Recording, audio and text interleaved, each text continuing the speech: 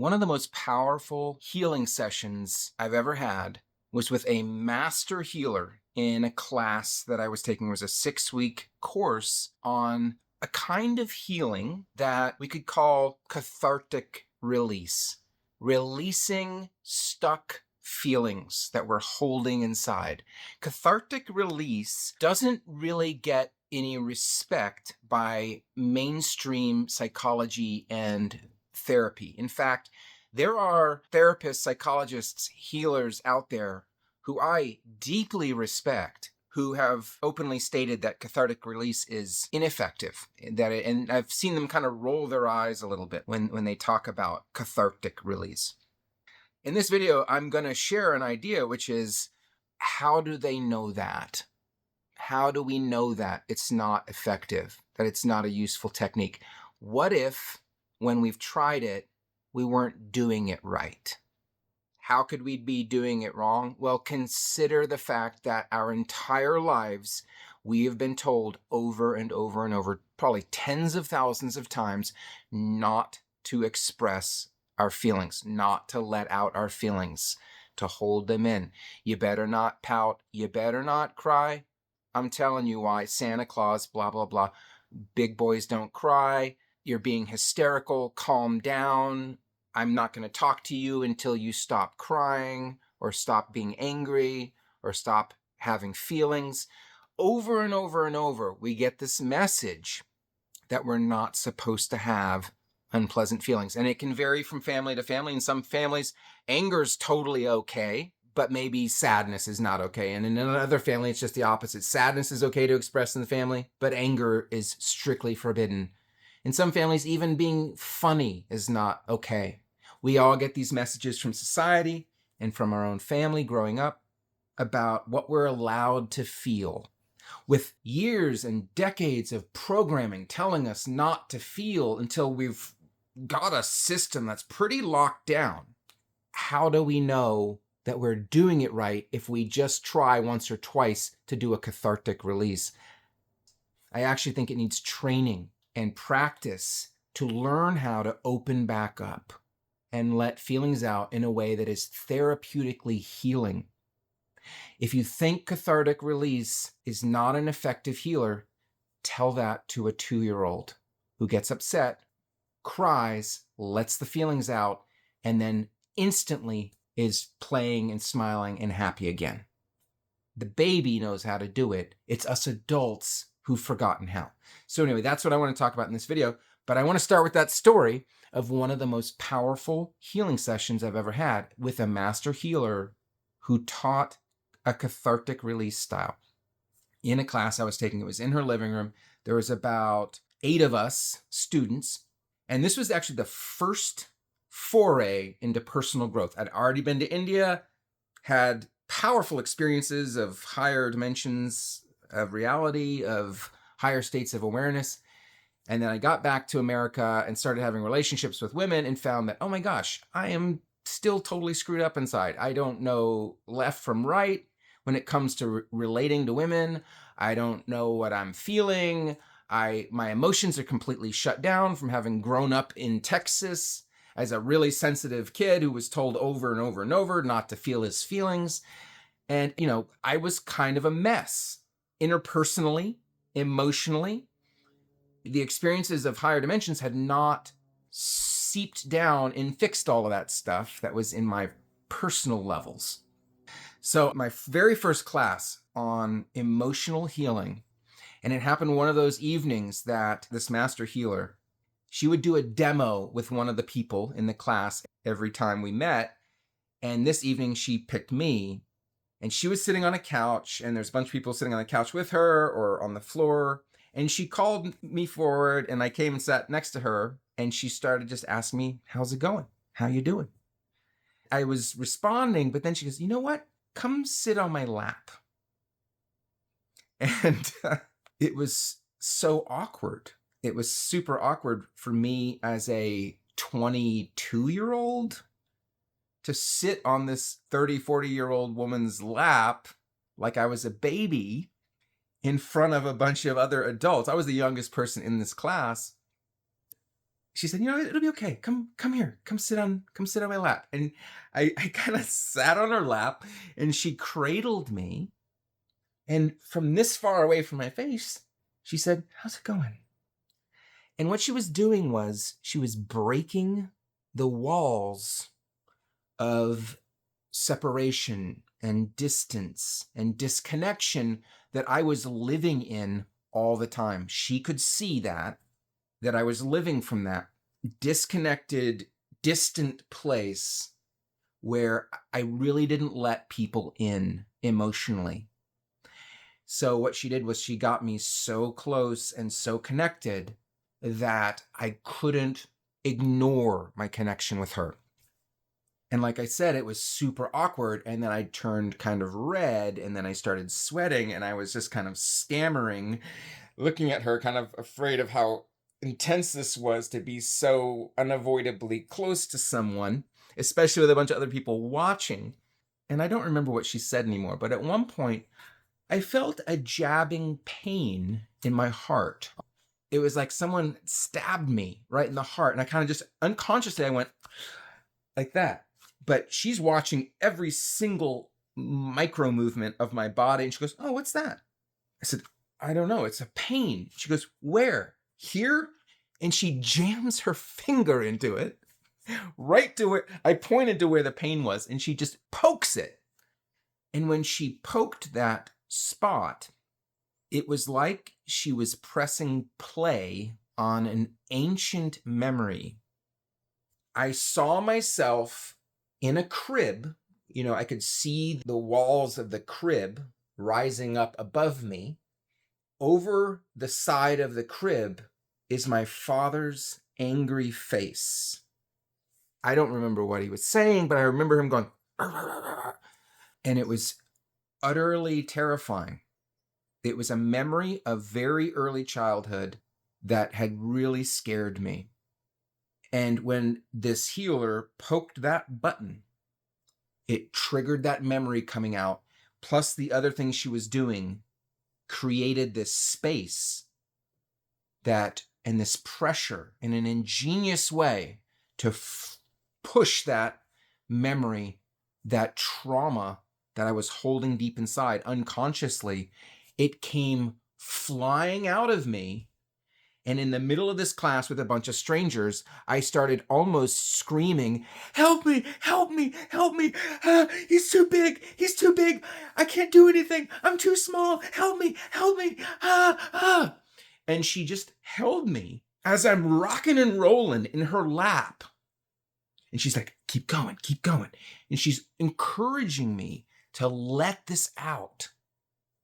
And it's, it was coming out almost as a involuntary spasm. What they call in India, in yoga, they call it a kriya. It is a almost involuntary release of energy. And that's what was happening to me. I did have control over it when she told me eventually that we needed to stop because we were running out of time for the class. I was able to stop it. But even though I did have control over it, it was like maybe semi-involuntary. It was just like a movement that was happening on its own. And so she stopped me after several minutes. And when she was done, she brought my attention out of the trauma feelings. There was still some left, but I had just moved a ton of energy. I just released a bunch of this stuff. And she brought me out. She got me to focus back on the room, on reality, that I was safe, that I was surrounded by loving people, and so on. So as I came back into present time, she asked me how I was doing. And I found that I was in utter bliss. I was in touch with something that felt like a divine child. I was smiling. I felt incredibly sensitive and vulnerable. I couldn't really make eye contact with anyone. That felt too intense. But I was sitting there on the living room floor again with this blissful smile, just feeling this radiation of joy and bliss and love and connection that was so pure that I don't know that I really experience it very much as an adult, but it's something that I used to experience as a child. I think a lot of us experienced it as young children. When I see very young children, I see often that same blissful effulgence in them that is also incredibly tender. And, that's one of the things we love about babies. When we look at babies, they are so adorable to us because they are deeply connected to their core essence and it's radiating out of them. And then, yes, they get upset when their diaper is full or when they get hungry. If their stomach's upset, they can get upset and they can cry. But once they've let out those feelings, a second later, they can be laughing. And they're back in that tenderness, that beautiful purity. So that's what I was feeling after having just released this terrifying, repressed memory from early childhood that I didn't consciously remember before that night. I had just done cathartic release. I let out old feelings. And it was only a couple of weeks later that I was standing in line at a grocery store at the cashier's line.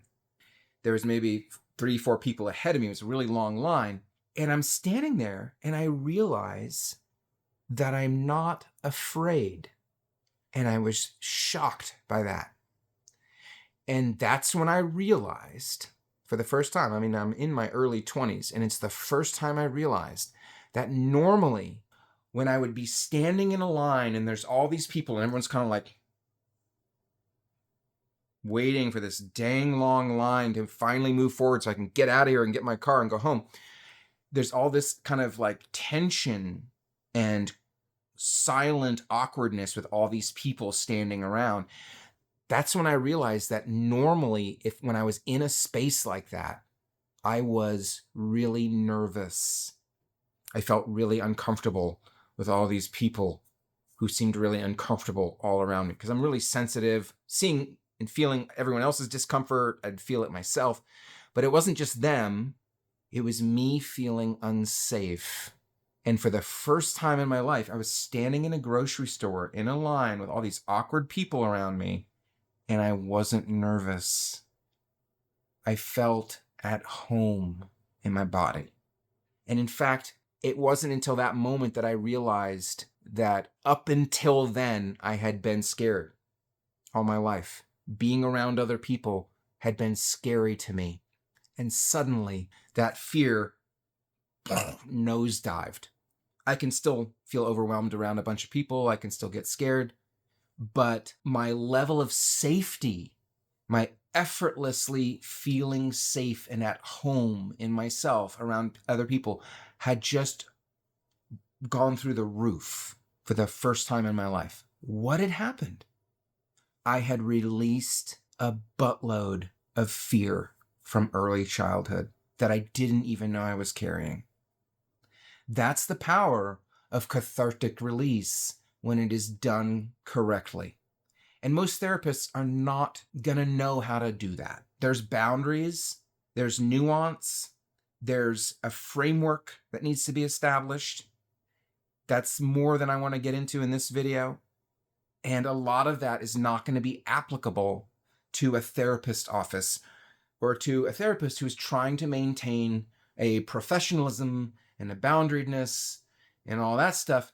They don't necessarily want someone screaming for help with tears and snot dripping out of their face in their lap, writhing around like an angry cat. It takes a different kind of holding environment to do effective cathartic release, and that is not being taught in universities to therapists. But if you're able to learn that and do it, you can make massive transformations and let go of so much burden that we carry. It's okay to cry. Men especially. It's okay to cry. It's okay to get angry. Women especially. It's okay to get angry. These things do not make us bad or unlovable, but we have to do them skillfully. And we don't want to just blow up on people who aren't prepared for it and aren't willing to hold space for us. And when we let out a bunch of stuff, we want to come back to reality afterwards, the reality of our own goodness and the goodness of all things. We don't want to just remain in the old recording of trauma. We don't want to just live from that place of some moment when we were being mistreated. We don't want that to be our daily lens that we see the world through. But it's okay to have feelings and to let them out, and it is very powerful. I'm going to make more videos on this because, ironically, emotions are so misunderstood in our society. It's ironic because we all have them, and they're everywhere, and they are in everything, even in purely intellectual pursuits or things that are supposed to be just intellectual are still infected and distorted by all kinds of unconscious emotion. So emotions are everywhere, affecting us all the time, and yet most of us have no clue at all what we're supposed to do with them. We get a lot of wrong messaging about it, and that actually causes a lot of damage to our lives. So I am going to make more videos on this, but this is just me kind of pulling the cork out of the bottle and starting that discussion. If you have questions or thoughts or disagreements or something to add, please put it in the comments and I will read them and consider them. Hey guys, thanks for watching, and if you want to keep exploring with me, here's a related video.